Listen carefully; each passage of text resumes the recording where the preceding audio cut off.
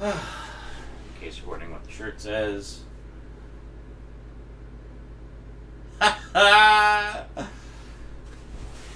Easily one of the best lines from episode 1. Greetings everyone. Well, time to continue on with the Blu-ray DVD HAULiday update. Yeah, today I thought we'd focus on the sci-fi and fantasy stuff that I picked up between Halloween and now. Quite a bit, needless to say, because, as you know, I'm a huge sci-fi fantasy nut. If my collection isn't indication enough of that. So, let's not waste any time. Let's get right into it. Sci-fi and fantasy Splosion. Today, on the Multimedia Chronicles.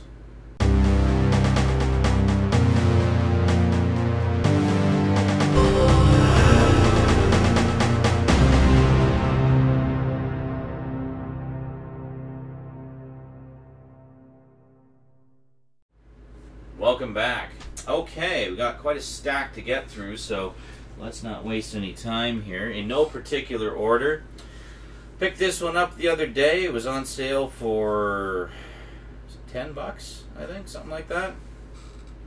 I heard a lot of good things about this. I have not watched it yet. I may have watched it by the time you see this video. I don't know. Let me angle this down a bit. I seem to be like... There. There we go. And I'm like, hey, how's it going? All right. Anyway, I heard a lot of good things about this one. I've consciously avoided spoilers because I understand it's one of those types of movies that you don't want to have spoilers. But, you know, it sounded like a fun one. Basically a time travel, action-adventure, sci-fi thriller. And starring two of my favorite actors. We've got Bruce Willis and Joseph Gordon-Levitt in Looper. Yes, not Lupin the Third, but Looper. There we go, and it does have the slipcover. And I got this at Walmart. I'm a little miffed because I don't know if you can see that, but see where the price tag used to be? Yeah, I've tried and tried and tried to get the goop off from their sticky-ass price tag.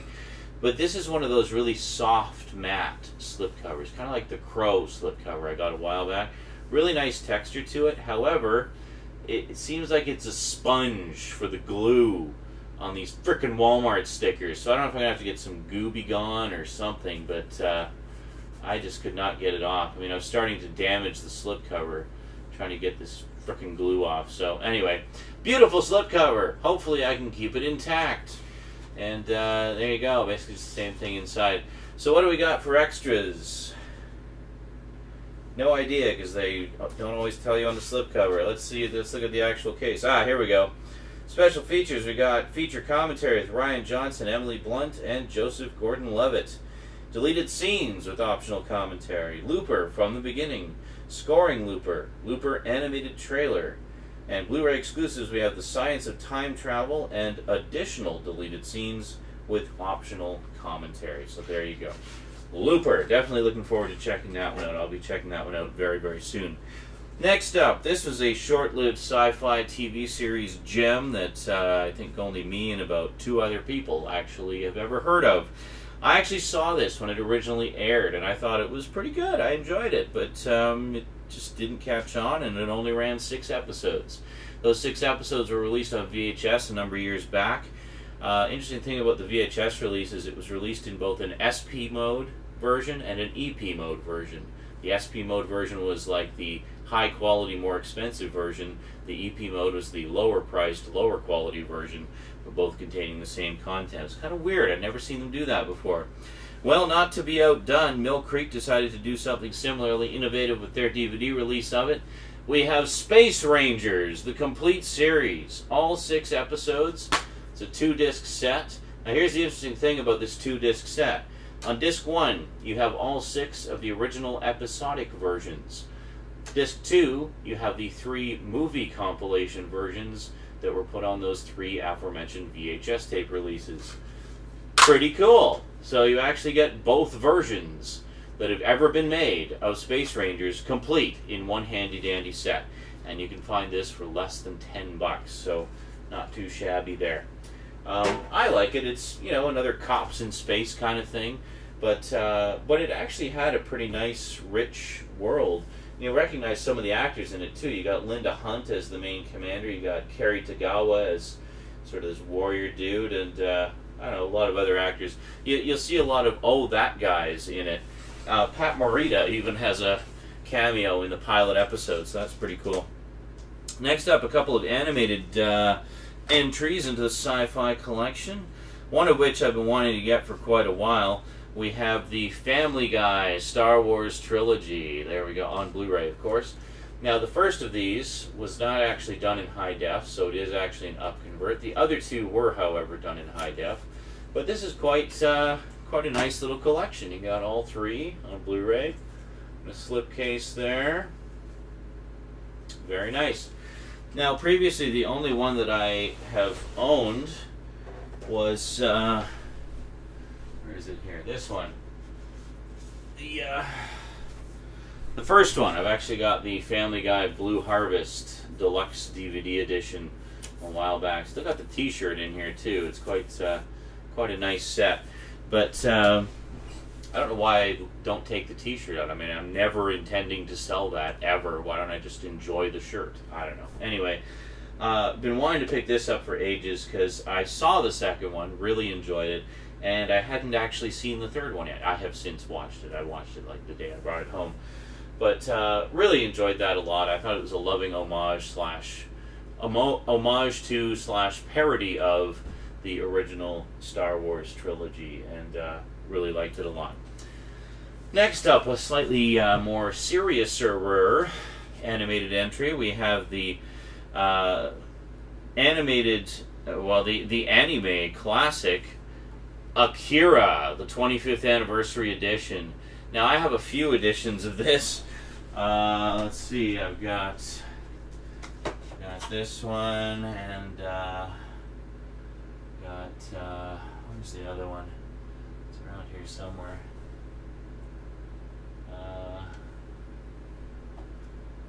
Let's fast forward a bit while I find the other one. Where the hell is it? Seriously, where the hell is it? Where is it? It's here somewhere. I was looking at it just the other day. Oh, it's right in front of my face. That's why I couldn't find it. Yeah, so I've got a few editions of Akira. I have the special edition DVD. There was a tin version of this. I actually just have the slipcover version. But this is quite nice, loaded with extras.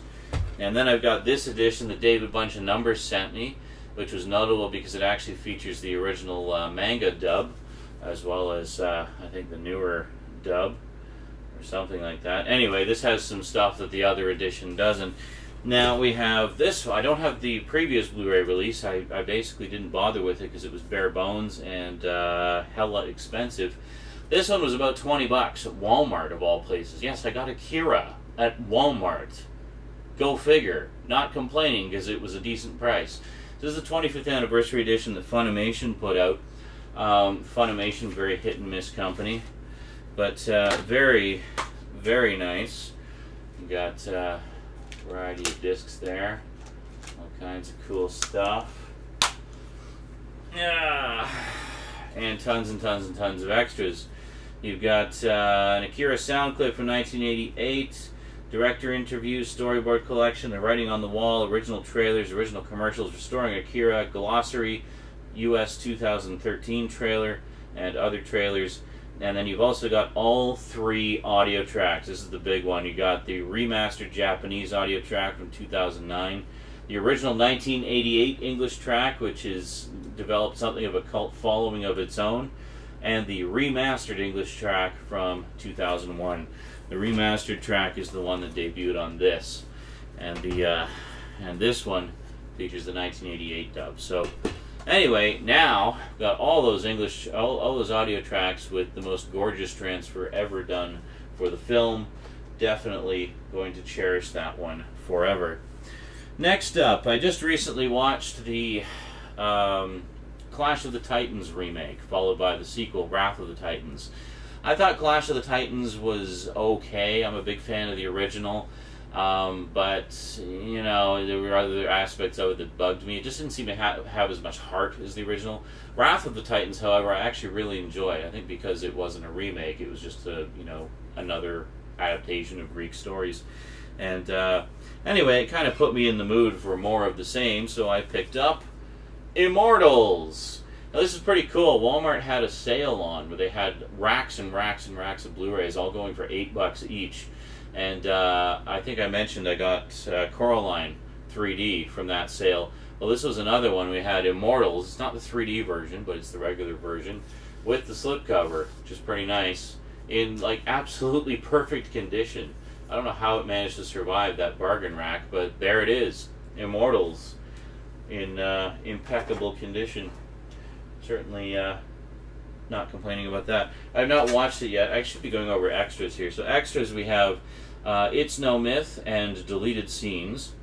And then Blu-ray exclusive extras, we have Caravaggio meets Fight Club, Tarsem's Vision, alternate opening and alternate endings, and Immortals, Gods and Heroes graphic novel.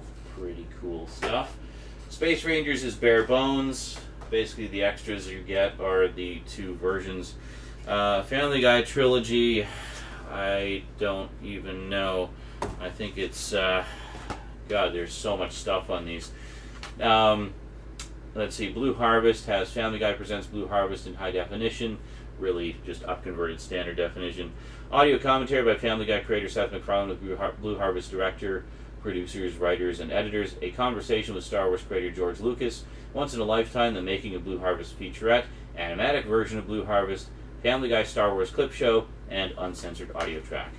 Something Something Something Dark Side, the sequel, has, it's actually 2 discs. It has audio commentary by executive producers Seth MacFarlane, Mark Henteman, and David A. Goodman, writer Kirker Butler, director Dominic Pulcino, and actor Seth Green. Family Guy Fact Ups, the Dark Side of Poster Art featurette, and a sneak peek of Family Guy Episode 6, We Have a Bad Feeling About This table read, and more. We have a bad feeling about this. I don't know if that was going to be the original title or if that was just the title of the table read. Anyway, disc 2 is a digital copy. What the shit. Anyway, next up we got It's a Trap, their parody of Return of the Jedi. Got Family Guy It's a Trap in high definition, a very special message from Darth Stewie. Star Wars Trivial Pursuit, The Ultimate Championship, drawing with Peter Shin, sock puppet outtakes, Family Guy It's a Trap animatic, making the scene, and audio commentary. And there you go. So that is the entire Family Guy Star Wars trilogy with all of the glorious, glorious extras. How does this go? Like that? It's like it farted. Alright. Anyway, carrying on. Ah, yes. Here's one that everybody was saying, Sean, you've got to see this movie. You have to see the. Why haven't you seen this movie? If you only see one movie in the theater, make it this movie. Go out and see this movie. Well, I kept avoiding this movie because I got so sick of people talking about this movie. It's just one of those things like, okay, I'll go see it when you stop telling me how awesome it is. Thank you, and shut up. It's just the thing. If too many people tell me to go see something and how amazing something is, it actually puts me off and makes me not want to see it. So, yeah. Anyway, I finally saw it, Pacific Rim, and I picked up the 3D version, no less. The 3D version was going for about $2 more than the 2D version at Walmart, so I thought, that's totally worth an extra $2. So there you go. So I watched this with some of the Geeky.com crew because they're all big fans of this movie, and they were dying to see my reactions to it for the first time. And honestly, I had an absolute blast. I don't know why I waited so long to see this movie, but I have finally seen it, and I loved it. I thought it was great. Really enjoyed it a lot. I thought it was a lot of fun. It made me want to watch all my giant robot cartoons again. I wanted to break out Robotech and start watching that, and Gundam, and all the old, Force 5 shows I used to watch, like Vanguard Ace and Grandizer, and I can't remember what happened, or Guy King, and stuff like that. But Mazinger Z was another one. But anyway, great stuff. Loved this movie a lot, and you know, it did. I don't think it did phenomenally well in the theaters either, which is kind of a shame. I would love to see more stuff like this. You know, more live-action giant robot movies, please. But see, where this succeeds, where the Transformers movies have failed, is this just makes it a hell of a lot of fun. And there's heart. There's heart in this movie as well. And it does it. I don't know. It just does it right, you know. And it's good. It's fun. It's awesome. Love it. Pacific Rim, and it has Ron Perlman in it. So how can you go wrong there? Excuse me. Long day at work today. Special features in 2D. Hours of bonus hours of comments. Hours of bonus content take you inside the mind of acclaimed filmmaker Guillermo del Toro. 14 featurettes provide in-depth looks at kaijus, Jaegers, sets, stunts, sound effects, and the mythology and making of the film. Also includes the director's notebook, the digital artistry of Pacific Rim, an audio commentary, and more. Well, they just kind of give you a summary rather than a list. See, even in the listing of the extras, they're being different there. How can you go wrong there? So Pacific Rim 3D. As I said, I do plan to get a 3D TV sometime this year. This is one I will definitely be rewatching in 3D. Next up, for the Terry Gilliam collection, somebody was asking me recently if I had heard of this movie, and it's like, yes, of course I've heard of this movie. I watched the shit out of it when I was a kid, and then kind of got sick of it. I actually have a comic book adaptation of it kicking around here somewhere. I'm going to have to dig that out. But for the Terry Gilliam collection, one that I needed, Time Bandits. There you go. Yeah, I literally have not seen this in over 20 years, so I'm actually really looking forward to checking it out again. The only special feature on here is an 18-minute interview with director Terry Gilliam, but hey, if the only extra you're going to have is an interview with Terry Gilliam, then I can let that go, because that's an awesome extra to have. Yeah, so lots of fun, basically time travel, sci-fi, fantasy stuff. I honestly can't say too much about it because it's been so long since I've seen it, I don't remember much about it. Although I do remember a spaceship that appears at the end of the movie being taken straight out of the Micronauts collection, and I was really delighted to see that at the time. I wonder how they got the rights to that. They probably just asked. Now, here was an epic film that actually was the last movie that I saw in theaters until very, very recently. Honestly, I mean, I'm a huge fan of this particular director's earlier work, but honestly, for all the hype and hoo-ha about it, I was not overly impressed with this particular film. I thought it was a huge, it was a huge step forward in terms of special effects, for sure, and for 3D, but I honestly the story just didn't do it for me. The characters just didn't do it for me. It just seemed like, you know, the thing I always liked about his earlier films was the stories and the characters, you know. But this one just didn't seem to hold as much weight for me. But in terms of the sheer spectacle, you cannot deny that it is pretty spectacle-filled. And of course, talking about Avatar.